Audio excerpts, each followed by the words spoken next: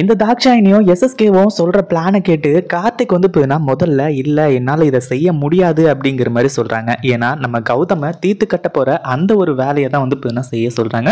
அதை கேட்டதுக்கு அப்புறமா கார்த்திகோட மனசுக்குள்ள ஏதோ ஒரு ஓரத்தில் வந்து போதுனா அண்ணன் அப்படின்ற பாசம் வந்து போதுனா இருக்கு போல, அதனால முடியாது அப்படிங்கிற மாதிரி சொல்றாங்க.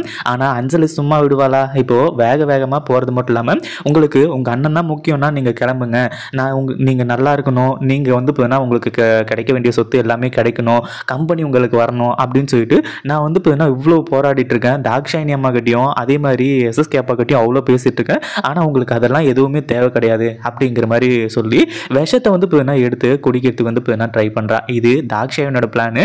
இங்கே பாரு அஞ்சலி, நான் என்ன சொன்னாலும் கண்டிப்பாக கார்த்திக் வந்து அதுக்கு ஒத்துக்க மாட்டான், ஆனால் ஒத்துக்க வைக்க வேண்டியது உன்னோட கடமை அப்படிங்கிற மாதிரி சொன்னதுனால இப்போ விஷத்தை வச்சு மிரட்டி கடைசியில் வந்து கார்த்திகை கௌதமுக்கு எதிராக இத்தனை நாள் மாற்றிருந்தாங்க. ஆனால் கௌதமையே கொள்ற அளவுக்கு வந்து இப்போ வந்து முடிவு பண்ணியிருக்காங்க இல்லையா? அதனால வந்து இப்போ நம்ம கார்த்திக் அதுக்காக வந்து ஒத்துக்க போறாரு. இந்த வீடியோ பிடிச்சிருந்தா லைக் பண்ணுங்க, ஷேர் பண்ணுங்க. இப்போதான் நம்ம சேனலுக்கு ஃபர்ஸ்ட் டைம் வரீங்க அப்படின்னா சப்ஸ்கிரைப் பண்ணிக்கோங்க.